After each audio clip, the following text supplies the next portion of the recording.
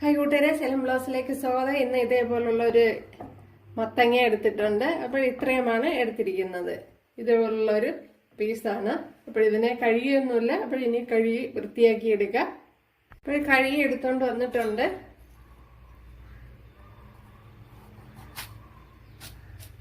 ഞാൻ നല്ലപോലെ നല്ല വൃത്തിയാ തേച്ച് കഴുകിയാണ് എടുത്തത്. തോടോടുകൂടിയാണ് ചെയ്യുന്നത്. ഇനി ഇതിനെ ഇങ്ങനെ കുറച്ചൊന്ന് കട്ടി കുറച്ച്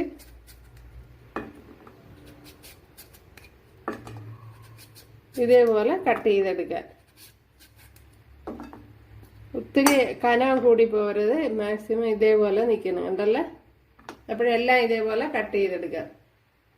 ഇതേപോലെ ഒന്ന് അരിഞ്ഞ് എടുത്തിട്ടുണ്ട്. ഇതിലേക്ക് ഒരു പീസ് ബട്ടർ എടുത്തിട്ടുണ്ട്.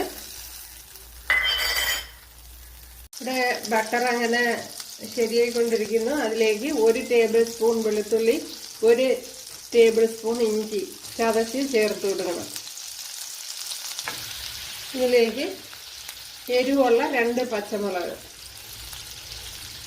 ഇത് എരിവുള്ള 2 പച്ചമുളക്, എരിവില്ലാത്ത 1 പച്ചമുളകും കൂടെയാണ് ചേർത്തിരിക്കുന്നത്. കുറച്ച് കറി ലീവ്സ് ചേർത്ത് കൊടുക്കുക. ഇതിലേക്ക് കട്ട തേങ്ങാപ്പാൽ എടുത്തിട്ടുണ്ട്, അത് ചേർത്ത് കൊടുക്കുക. അതിനു മുമ്പേ ഒരു കാര്യം കൂടെ ഉണ്ട്, അതിന് വിട്ടുപോയതാണ്.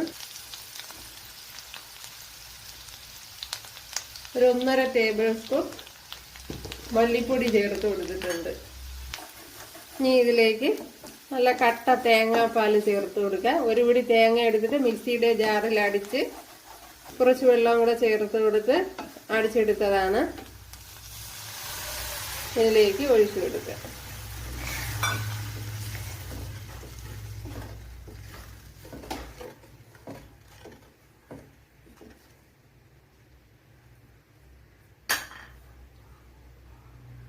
ഇതിലേക്ക് കുറച്ച് ഉപ്പ് ചേർത്ത് കൊടുക്കുക.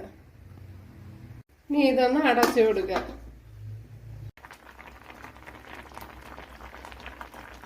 വാഴപ്പഴം ചേർത്ത് കൊടുക്കുക.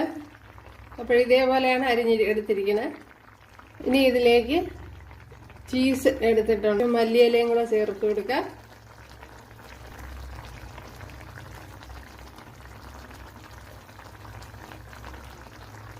അപ്പോഴിനി തീ ഓഫ് ചെയ്ത് കൊടുക്കുക. അപ്പോഴെന്തിൻ്റെ കൂട്ടത്തും കഴിക്കാൻ നല്ലതാണ്. വളരെ ഹെൽത്തിയുമായിട്ടുള്ള ഒരു റെസിപ്പിയാണ്. കൂട്ടുകാരെല്ലാവരും ചെയ്ത് നോക്കാം.